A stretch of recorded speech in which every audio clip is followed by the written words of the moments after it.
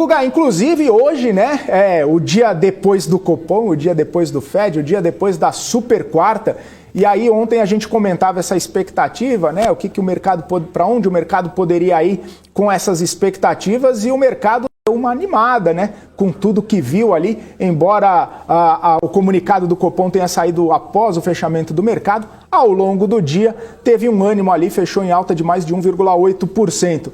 E aí eu queria saber como que você viu essa comunicação do Copom, que pontos você poderia destacar e também o que a gente pode esperar para o mercado hoje, depois de tudo que a gente viu ontem aí no comunicado do Banco Central. Vamos lá. O que eu estava vendo, tá, Felipe? Muitas pessoas começam a ficar muito polêmicas, né? O pessoal gosta de apostar que o ecossistema está sempre errado, né? Então tinha muita gente que estava esperando que pudesse ter um aumento acima do 1%, veio 1% mandando aquele ritmo. O fato de ter sido mantido um ritmo, para mim é uma questão, é algo positivo, porque mostra que o trabalho está sendo seguido, não está precisando fazer nada de adaptação. Né?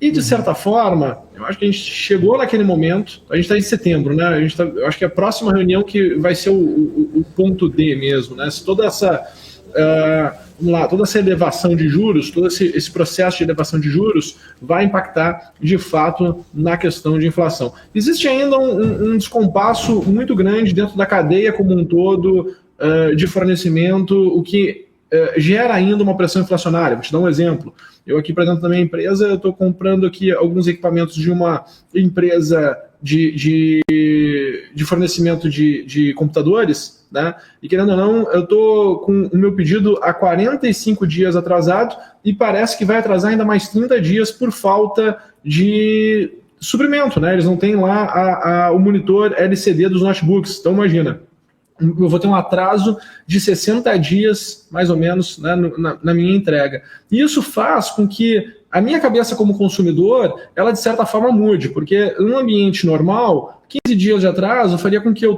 cancelasse o pedido e fosse buscar uma compra numa situação diferente, né, num outro lugar, num concorrente, assim por diante.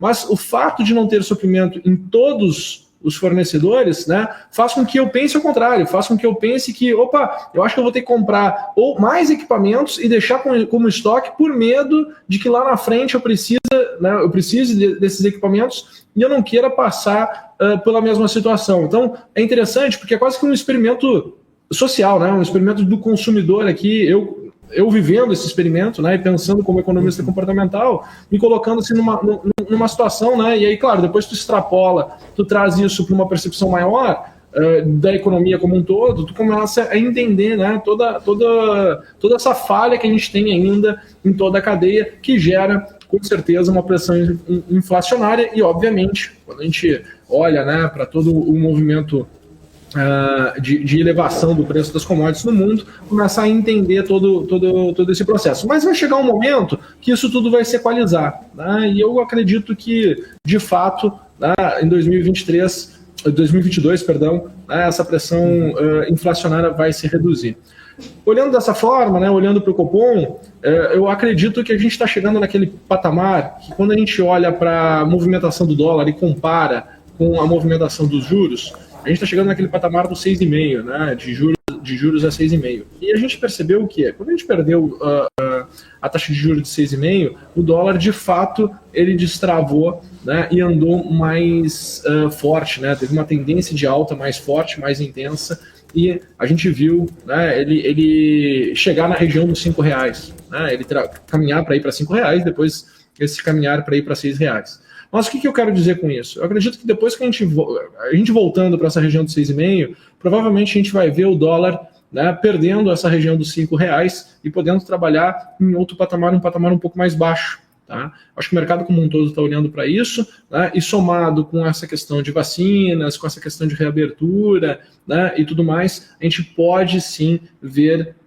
uma movimentação mais intensa nesses setores, né, tanto de turismo quanto até mesmo de consumo, porque a tendência é as coisas poderem, principalmente as coisas que a gente importa, né, ficarem um pouco mais acessíveis. Uhum. Ô Guga, tem umas perguntas aqui, mas eu queria saber como que você vê o mercado hoje, aí, o que você está projetando para hoje. Estava dando uma olhada aqui no nosso chat, mas depois a gente faz as perguntas dos telespectadores, só para a gente ter essa perspectiva aí de como abriu... Ah, o Guga caiu? Puxa vida. Você voltou, Guga? Volta aqui para a gente bater um papo. Ah, bom, que bom. Ficou preta a tela aqui, eu dei um susto aqui, Guga. Vamos ver então como que abriu o índice futuro hoje e também o que você está projetando para hoje, por favor? Tá bom. Foi só um testezinho para ver se tu estava bem de saúde mesmo. Ou voltaria... Ô, Guga, aí você me derruba. De terça-feira. Era só um teste aqui, foi combinado com a produção. Olha só, Felipe, vamos olhar aqui o que tem para o dia de hoje, tá? Primeiro, deixa eu só passar pelo Ibovespa. Eu estava aqui analisando as ações da Evergrande. Deixa eu passar aqui pelo Ibovespa para que a gente possa olhar, tá? O meu grande divisor de águas ainda é esses 112 mil pontos, tá? 112.200 para ser mais específico. Tá? Eu acredito que esse retorno aqui ele é positivo, mas ele ainda não é o start, vamos assim dizer, de um movimento de tendência, né? Um movimento direcional. Eu acredito que a gente teve um pouco mais de intensificação aqui no processo de queda, e após essas intensificações aqui no processo de queda, o mercado ele fica mais local, ele fica mais temeroso, tá? E aí a gente precisa do quê? Do mercado se provar nessa região de preço. Então, de fato, a gente precisa que o mercado se prove aqui nessa região de preço, e esse se provar aqui nessa região de preço é ele questionar, né, a gente enxergar em algum momento aqui num futuro próximo as coisas ficando um pouquinho piores, né, mas o mercado não fazendo novas mínimas, tá, não vindo buscar aqui novos patamares de baixo. Né, e eu vou acompanhando aqui, vou monitorando também todo o meu indicador aqui para me dizer se faz sentido comprar ou não faz sentido comprar, tá bom? Então esse é o primeiro ponto. O segundo ponto, tá? Depois que eu olho para cá, essa é a primeira movimentação de reação, certo? Quando a gente olha para o passado e olha essas movimentações de reação do mercado, né, elas não duram muito tempo, essa primeira reação. Ela dura ali 3, 4 pregões, tá? É o que a gente consegue enxergar em média. Se a gente olhar aqui 2 de março deste ano, nós tivemos aqui 4 pregões de melhora, né? Quando a gente olha aqui lá para março de 2020, também nós tivemos aqui 1, 2, 3 pregões, né? A gente teve uma primeira melhora, o mercado tenta voltar a fazer novas mínimas, aí depois nós temos aqui 3 pregões de melhora. Então não é esse primeiro movimento, ele não tende a ser muito longo em tempo, tá? Então a gente já está aqui no dia 17 de setembro, dia 20 de setembro, a gente teve uma piora, não fechou nas mínimas, depois nós tivemos aqui 21 e 22, né, com essa movimentação de melhora, e a gente abre aqui, de certa forma, um pouco positivo. Então, eu acredito que hoje, né, no máximo amanhã, a gente tende a terminar essa primeira reação, tá? E eu gostaria que a gente continuasse essa reação. A gente está aqui bem no 120 e 200, né? Quando eu olho aqui para o curto prazo, essa movimentação aqui dos 112, 200, perdão, tá?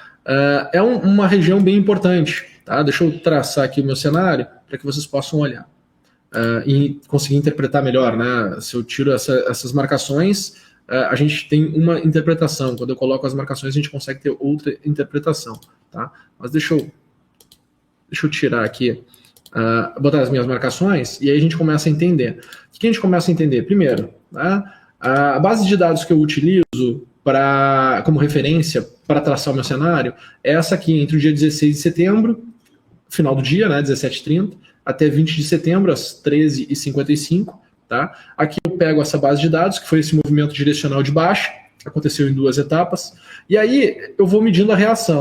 Essa primeira reação que nós tivemos, ok, que foi até o dia 21 de setembro às 9h10, essa primeira reação que nós tivemos foi 50% desse movimento. Então eu começo a criar as minhas projeções. Tá? Primeira projeção ali para o 112.570, segunda projeção para o 113.815, olhando para o índice futuro. Tá? Acima daqui, um estímulo positivo que se por acaso acontecer, é para ir para 119. Tá? Então eu acredito que o mercado possa respirar até os 119 mil pontos, caso a gente tenha um dia positivo em relação a hoje. Tá? Só que essa barreira aqui dos 113.800, ela é muito forte. Tá? Ela é muito forte. Uma vez que essa barreira aqui é muito forte, e entendendo que o mercado, esse movimento de curto prazo, ele não tem uma duração em tempo muito longa, tá? Então, uma vez que enxergando dessa maneira, né, aqui no curto prazo, tá, o que eu enxergo para correção do mercado está bem aqui, certo? O que seria a correção do mercado, né? Poxa, caso ele não consiga se manter nesses patamares, para onde vem a correção. E aí o que eu tenho de interpretação? Essa última movimentação que nós tivemos de alta, que é o fechamento do dia 21, né, até a máxima do dia de ontem, 22 de setembro, que aconteceu ali às 3h15 da tarde, certo? Então, quando eu olho para esse cenário, o que eu vejo que o mercado possa, né, corrigir é voltar aqui para os 111.300, 110.700. Né? Um pior cenário seria voltar ali para a região dos 110 mil pontos. Tá? Acho que é totalmente possível isso vir a acontecer. Qual é o cenário que eu mais gostaria? Né? Que, poxa, o mercado ele entrasse com um cenário comprador. Né? Por quê? Porque a gente vai, né, ver essa continuidade de melhora e a gente ir para um patamar mais alto de otimismo dentro desse contexto todo de pessimismo que a gente está vivendo. Isso seria super positivo para o mercado.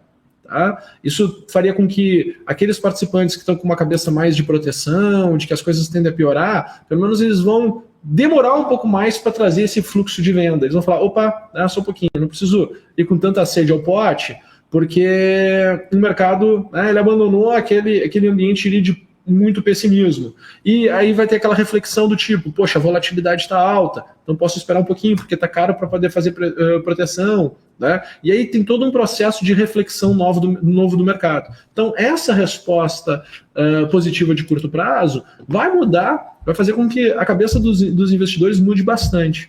Tá? Então, os tomadores de risco, o pessoal que está querendo dissolver o seu risco, vai segurar um pouquinho, vai segurar um pouquinho as suas ordens, vai segurar um pouquinho a mão, e aí a gente não vai ter esse movimento de queda um pouco mais exagerado. Tá? Então, estou monitorando, estou acompanhando, tá? Continuo com um cenário positivo de mercado, né? Nas expectativas simplesmente que me deem gatilhos operacionais, que a coisa fique mais transparente, um pouco mais clara.